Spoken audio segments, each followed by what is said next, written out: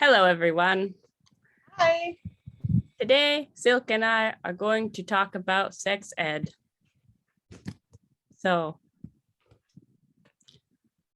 I read this book called Consent, and I think it was a really good read for future teachers because honestly, it's been a while since we were teenagers, and it was helpful for me to get back into the mindset of like my 15-year-old self and be a little bit more empathetic to adolescents during this time. So I like this book because it was written by a doctor and she has a lot of good insights. So whether you identify as male, female, non-binary, or something else, getting active, enthusiastic consent from your partner is just about the only thing in sex that is an absolute must in every encounter. Dr. Jennifer Lang, MD. Cool. So these are not all the topics presented in this book, but these were the topics that I found really good for both teens and teachers to read. So there was a section on fact versus fiction. I think as young people, we hear a lot of things and we get stuck in our heads about some stuff. And it was just a really straightforward, like, this is true. This is actually not true. You know, everything kind of basic from how do you get pregnant to, you know, is this normal in a relationship kind of thing. And then it moved on to sexual pressures, which were both like internalized, like kind of the messages we get that we have in our heads, and then external things like peer pressure. And one thing that I really wish I had talked about more in my health classes as a young woman was how to set limits and boundaries, because sometimes you're not really taught that. And I think it's super important for males and females and everyone in between to know like how to say no, how to say yes, how to communicate with your partner. Also, one thing that didn't really exist when I was young was online dating. So this is something that I feel like we need to educate our students a little bit more about, because it's kind of dangerous, to be honest. You know, meeting someone online you think you have a good relationship with, you send them a naked photo of yourself, and then suddenly like there's this thing called, you know, cyber abuse, and stuff gets really bad. So I like this part because it was a kind of a how-to safety on online dating. So I thought that was super important for now. And then what a healthy relationship looks like. So, you know, all these cool things that, you know, maybe when you're 15, you don't know that these are supposed to be like normal things in a relationship. So I thought it was just a really good outline, and, you know, basic consent and non-consent, followed by examples. So they had like things that were, you know, like going through, that's okay. You know, what does consent look like? If the person did not say yes, then that's no. If they said, that means no. So that kind of goes into the next part is like there's verbal and body language that you should be paying attention to and reading from your partner. And if they say yes, but it's they're kind of doing this with their body, like that's probably a no. So you need to, you know, be respectful. And then practicing safe sex, of course, is super important for STIs and pregnancy. And last but definitely not least was the sexual abuse and assault and resources. So if something happens, what do you do? Who do you call? Who do you talk to? In some cases, maybe your parents aren't your safest people to talk to, but who can you talk to? What are some phone numbers? So this was like some really concrete advice, which I thought was really good. So nice. Yes. One thing I've been working on with my 3.5-year-old is teaching him consent now, because it starts early. It's not just like, oh, you need to teach your teenagers what consent is and no means no. It's no, you can teach your 3-year-old that they don't need to give a hug to somebody who asks for it, and that bodily autonomy starts really young. And if their friend or classmate says no, then you stop doing the thing that they don't like you to be doing, or you don't touch them. You always ask when you want to touch somebody. So I think this can start like super young. And there's actually a number of books that have been written more recently about these kind of topics. So I have a few pictures to show you.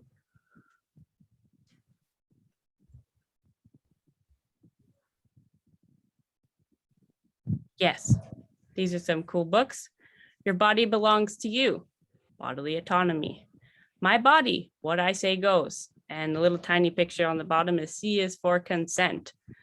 So these have like some kind of lively illustrations, and they're meant to be read to little kids. And I think we could start reading these in preschool and kindergarten, to be honest, and that we can help like shape our culture in a little bit of a better way, because it's kind of scary out there right now. So yes, I think we have one more slide of. Did you want to go back to this one? Yes. What did I say? Yes. Okay, so this was sort of kind of echoing what I mentioned before from the table of contents, is that as teenagers, adolescents, we have a lot of peer pressure. So-and-so's having sex. Should I be having sex too? Am I ready to be having sex? What is sex? Those sort of things. So there's a lot of helpful tools and phrases for young people and how to voice their concerns and feelings. I think it's not really something we learned that much in health class. It's more of the functions of how do you get pregnant and what is an STI, but there isn't really much about consent and what that means. And one thing I found very important was verbal and body language, like associated with it. It's not just the verbal language, because if you're paying attention to the person you're with and their body language says something else, that's a really big indicator that things need to stop. So yes, and these books are for a little bit older kids, but again, we have a lot of illustrations to make things a little bit more like accessible and fun while we're learning about kind of a serious topic. But I think it's good that there are plenty of resources out there for people. My roommate has a 10-year-old daughter, and she told me she wanted to borrow this book afterwards. So I think that's really great. Like, there's a lot of literature, and there's no reason we shouldn't be talking about this in schools. So. All right. Thank you, Star. So we had a couple of resources available to us to choose from in our Lit Circle. And I chose an online resource which comes out of Harvard Graduate School of Education. It's called Usable Knowledge, and it is a website that it's more geared toward educators, I would say, than to children and teenagers, which the consent book, I think, was really speaking directly to kids. So this resource really focuses on how sex education can be implemented in schools and also for parents, kind of across different developmental stages. And it offers a number of different subject areas. You can click on a subject that you want to learn about, and you can be taken to a page which will give you a kind of concise summary of some of the research that's been done, and then some steps and tips for educators to implement more evidence-based approaches in their classrooms. And then those pages will also give you many links to other much more in-depth full-length studies if you want to actually read the data, links to other organizations that have been doing really great work. And so I definitely recommend that everybody checks out a few of these if you have some time, because even if you're not going into sex education, you can easily find ways, and should find ways, I think, to start thinking about how we can use a language that kind of encompasses consent from a young age in our studies. So let's start with a couple statistics. I didn't go too hard on these, but it's good to just have a baseline here. So sex education is currently mandated in, well, as of 2018, it was mandated only in 24 states and the Washington, D.C. district. And out of those, only 10 states and Washington, D.C. explicitly include the terms consent, sexual assault, or healthy relationships in their curriculum standards. And according to a report from the American Association of University Women, 48% of students grades 7 through 12 experience some sort of sexual harassment, yet 79% of those schools report 0 incidents on an annual basis.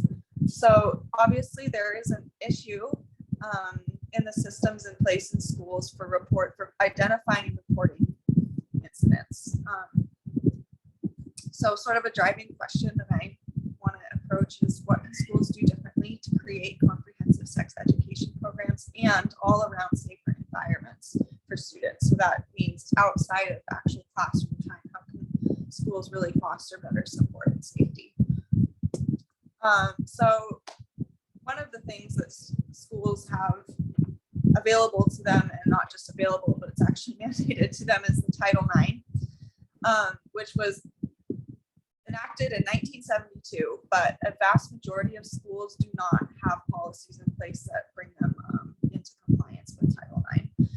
So Title IX essentially reads that no person in the United States shall, on the basis of sex, be excluded from participation in, be denied the benefits of, or be subjected to discrimination under any education program or activity receiving federal financial assistance.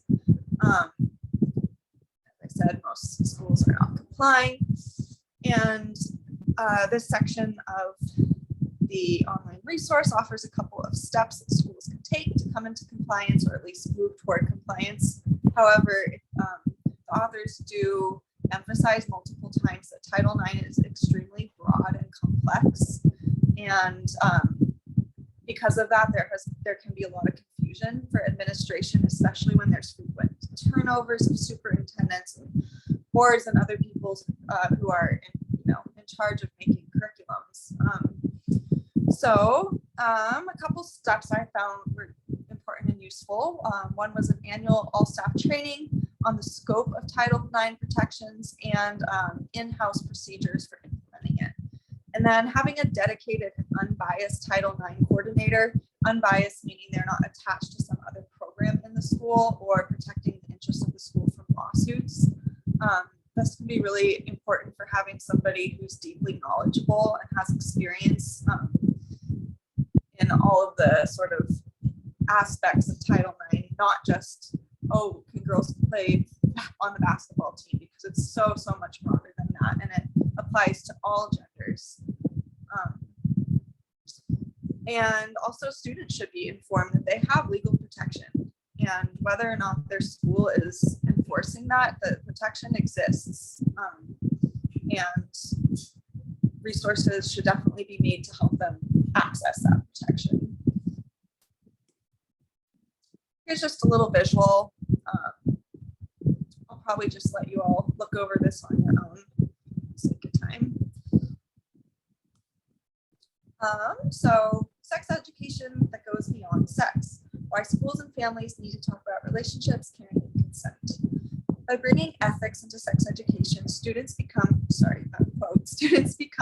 more well-practiced in thinking about caring for one another, and they'll be less likely to commit and less vulnerable to sexual violence, and they'll be better prepared to engage in and support one another in relationships, romantic and otherwise, going forward. So a curriculum was developed called the Sexual Ethics and Caring Curriculum. It's based on the principle that students will benefit the most from learning to think about sex in a philosophical way. So in terms of justice, human rights, consent, benevolence, and caring, in addition to traditional skills-based approach, which is probably what we learned about at the time. I think we were still learning the term sexually transmitted diseases. That has actually been updated to sexually transmitted infections to help perpetuate the understanding that most STIs are treatable, and it's probably not the end of the world. In fact, we just need to be aware of how to deal with it and the risks. consent is more than just avoiding getting in trouble. So it's about mutuality. It's not just about, oh, I don't want to, be labeled as a rapist. It's so much beyond that. Really developing deep empathy from a young age is really important to understanding that. And I also want to add that consent extends far beyond sexual or romantic relationships. It's really important in all aspects of community building. So a little more on ethics. Most sexual assault and violence in schools is committed by people who know their victims. They're either dating, friends, or classmates. Regardless, they have a relationship of some sort, which is why a focus on relationships and empathy is crucial to reducing violence and preparing students for more meaningful lives. So healthy relationships truly are at the root of sexual safety, and unhealthy relationships are at the root of sexual violence. I really liked this section of the online resource. It walks you as an educator through the different age groups, broken into 4 parts. And I only included some. I think there was quite a few more tips that were given, but I really liked these. So for early ed, they suggest developing a shared vocabulary, words like body, space, touch. I think also like introducing the idea of autonomy is really great. And learning to check in with your own personal boundaries and also build awareness for other people's boundaries. Social emotional groundwork is encouraging students to express feelings of hurt, discomfort, sadness, anger, as well as to really experience their positive emotions and their joy, and to notice when other people are expressing emotions. And as adults, modeling consent. Is it okay if I give you a hug?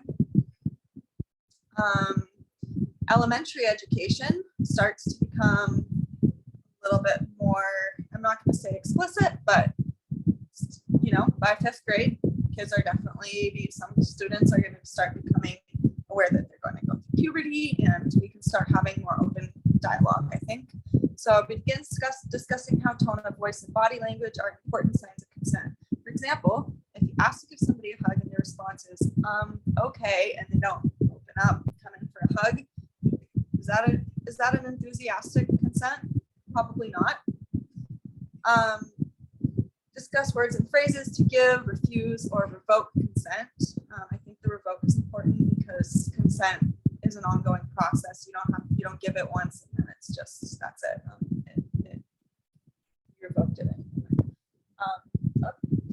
Okay, and then I think this is an important one, discussing secrets, because on the one hand, it's important for children to understand that when somebody tells you something confidential, it can be really important not to share that with other people. But in some instances, it's important to share something with an adult if somebody is in danger, or if somebody is being especially sexually or physically harmed in another way. That is an instance, and I don't quite have all the answers there, but I think that's something good for us to think about. On middle school, or puberty, so helping preteens navigate the different sources that they might be learning about sex from. Definitely the internet is going to be a big one, but also just information they're getting from their peers that might be wildly inaccurate. I definitely remember learning some things that were just so untrue. So it's good to debunk the myths. Build definitions around harassment and start really help students to be involved in this process and to negotiate with you about what harassment is. Use the knowledge that they already have, hopefully they have some, and emphasize the importance of providing resources for speaking with trusted adults.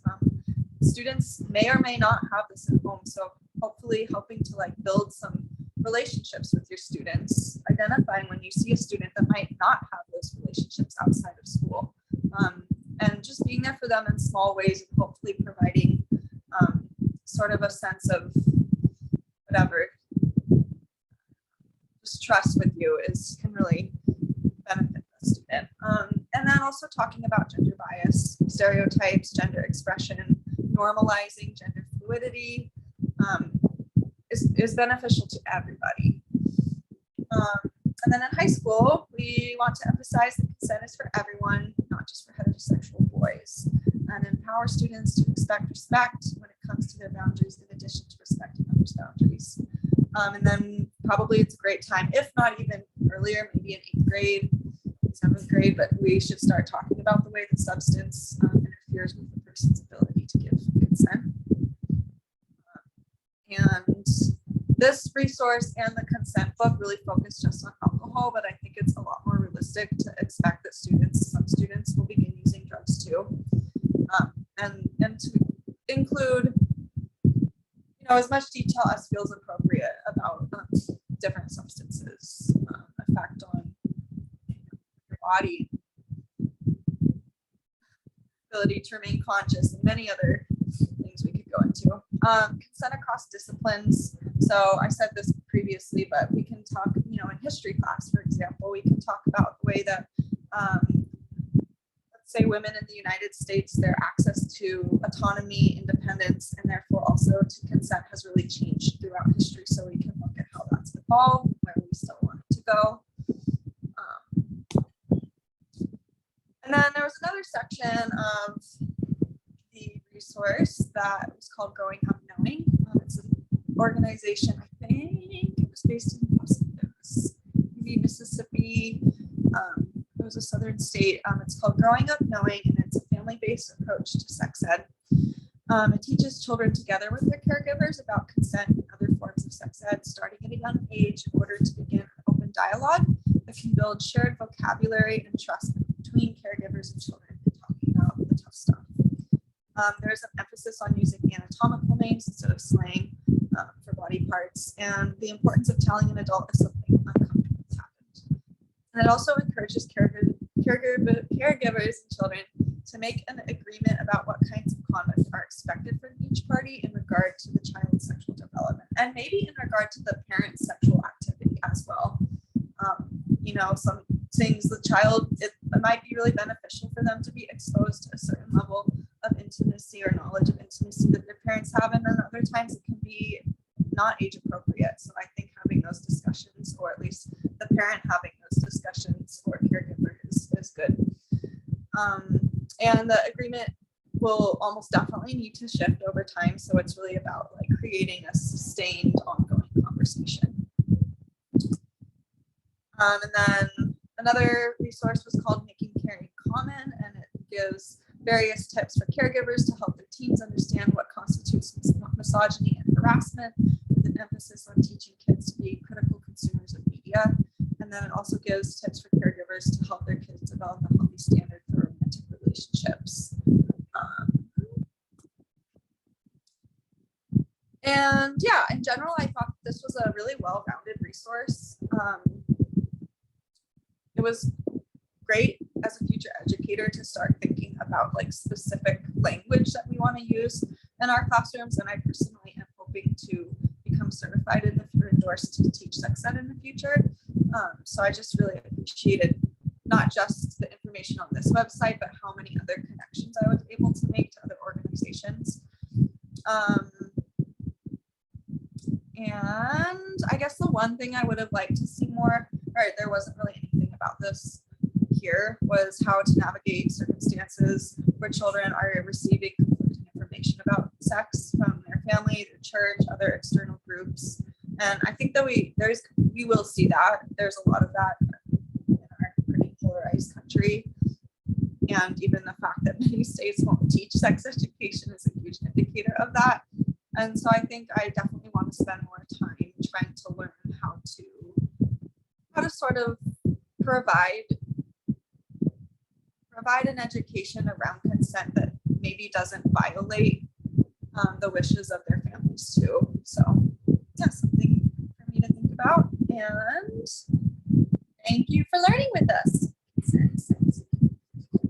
Cool.